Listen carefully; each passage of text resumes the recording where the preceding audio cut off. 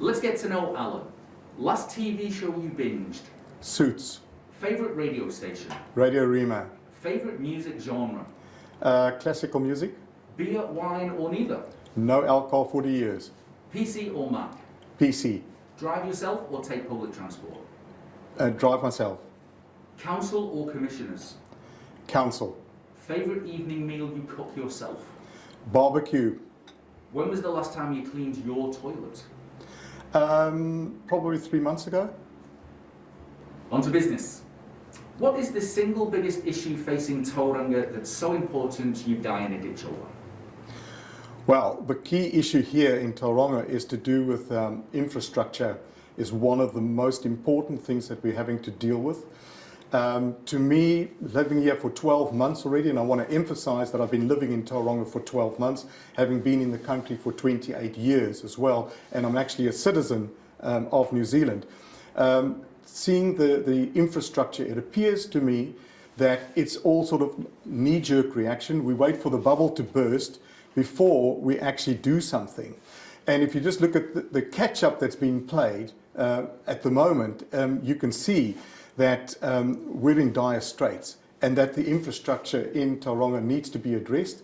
I attended a briefing on Monday with the commissioners, and there they actually indicated that we're in a catch-up mode because there was a lack of investment that's occurred previously, and now they're in a catch-up mode. And what I'm also focusing on, because I've got project management experience as well, is the fact of longer-term planning. And I need to do further research into that as to where that planning is actually sitting at the moment. Immediate appearance to me is that there's planning, but I think it's insufficient and that needs to be addressed. So Tauranga grinds to a halt every rush hour, and not enough people want to take the bus for it to make a difference. Yes. So do we just keep building roads? Like, what is the solution to this? Okay. From a one-party perspective, we're a party of solutions, and been seriously thinking about this. For me, the issue would be building parking hubs and having busing into key areas. They did that in Auckland. Initially, it was a slow uptake. People struggled with that concept, but now it is incredibly well supported. And I've just recently been to Auckland again, and you can see the number of vehicles that are actually parked there. So people have now realized using that public transport to key locations is actually very good, and it works quite well. And I guess now with the cost of petrol and diesel where it's at, people will focus more and more on that. Another key area I think that we need to investigate the feasibility of is instituting tunneling. If you look at places like Sydney and so on, in that city, you've got tunnel for the trains, you've got tunnel for vehicles, etc., and the traffic flows significantly. So that to me, and one part of being solution-based, is let's have a look at that feasibility, because we could then bring tunneling in from outside the city and have rail and also transport, in particular for the trucks, coming in, going to the port, which is probably one of the most important destinations, and bringing that in, and that way relieving the problem. But definitely having hubs for transport with buses and the other alternatives that I've suggested as well. So how would the city pay for things like tunnels and rail? You know, rates are going up every year as it is, cost of living crisis. Yep. Like, is that feasible, or is that just pie in the sky? I believe it's feasible. Again, being one party, being solution-based, I've actually gone and researched our KiwiSaver. We're sitting with 81 billion in managed assets. ACC, we're sitting with 50 plus billion that's been managed. Of that's been used within New Zealand and also overseas. And I had a look, I can't remember the exact figures, but for instance, I think Japan, we've invested something like, KiwiSaver have invested something like 1.2 billion, in there. So why do we not go and approach our KiwiSaver, our ACC, and start investing of that funding into the country and investing in our own assets as well. I mean, I understand the concept because I'm a businessman. I understand the concept of profit making and getting a return. But at the same time, that'll help us to get a return within our country, and it'll help to reduce the debt of having to constantly borrow from overseas and elsewhere. So for me, those are two key areas that we should be looking at to bring in the infrastructure. Youth crime is in the news a lot lately. Yeah. What's the solution there? Yeah. Well, if you look at the latest crime, the rates are absolutely escalating. And to me, we need to go back the last 24 months with all these lockdowns and that we've had across the country. It's cost people finances. People have lost their businesses.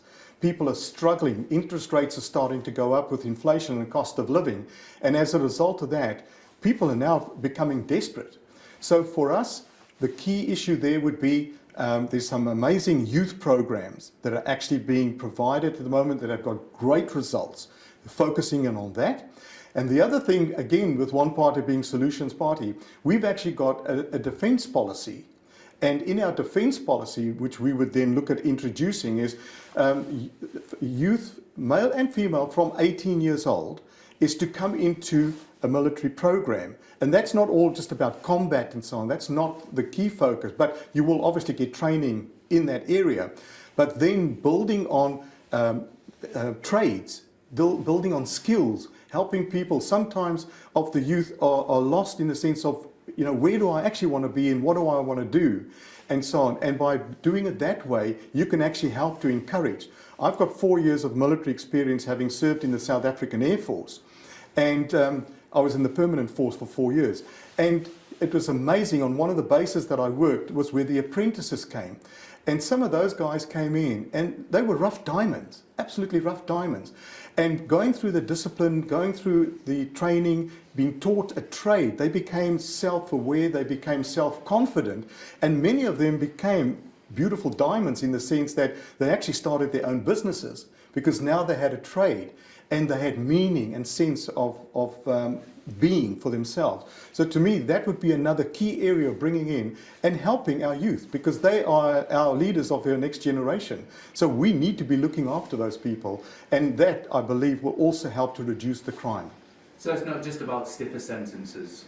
No, for me it's not about stiffer sentences, because I believe, and the one party believes, is putting people in prison. Most of the time they come out there, they're in a worse situation than what they were when they went in.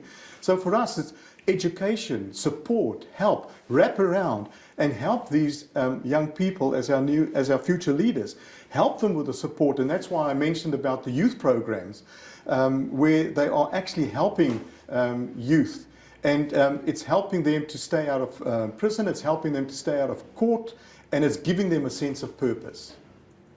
The cost of living is affecting everybody, some more than others. Yes. What are some tangible things government can do to sort this out? Okay. Well, again, one party, key focus for us is the cost of living. And there are two aspects to the cost of living. First of all, it's the financial aspect that we all know. Fuel prices going through the roof. We've got people that are in lockdown in our nursing and our medical staff that are not back at work. So they're not deriving an income at the moment. Things like that. So for us, remove the lockdowns. Get the people back to work. Business confidence has gone completely down.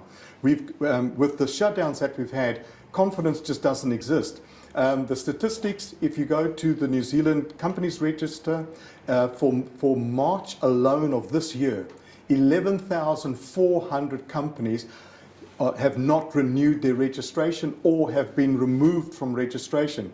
So you take that, that's already 11,000 plus. If it was just a single owner of the business, that's 11,000 plus, 11,400 people, not just Tauranga based, but across the country, that have got no income.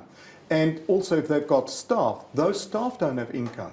So for us, we will focus on building the economy, looking at Kiwi made, supporting Kiwi made, and also looking at the raw material and that we've got and the natural resources that we've got to build that up and to promote that, looking inwardly first for our country and then looking at the external market. The second component of that, which is also a cost, but it's difficult to measure in dollar figures, is the impact that the lockdowns have had on our families. So you've had children kept out of school or intermittent with school. You've had families that have been separated from each other for long times. You've had lack of income. You've got domestic violence. Those are all cost of living factors as well that need to be considered. So we need to focus on that, and one party gives the assurance that that's an area that we'll be focusing on as well, and removing the lockdowns. And how would things like that work though? I mean, people need something to happen now. Everything you just said sounds like it would be lots of talking around it and it would be years away. Okay. This is happening now.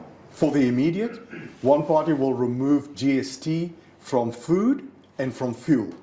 For the immediate, that will at least put 15% of whatever the cost. So for every $10, you're looking at $1.50 that will actually come back into the people's pockets. That will help with the immediate as well to get things moving.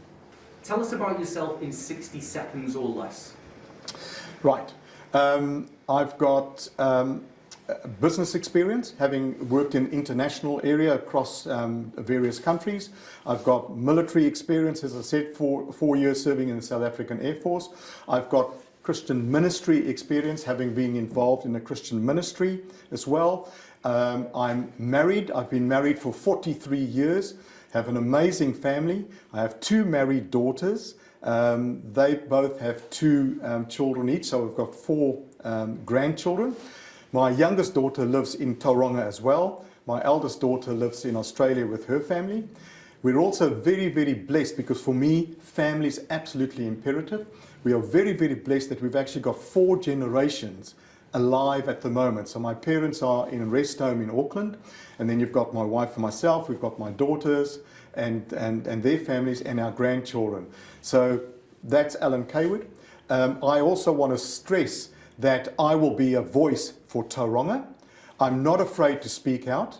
I'm not afraid to challenge the status quo, and I'm a principles person. Principles are really, really important, and stand for that.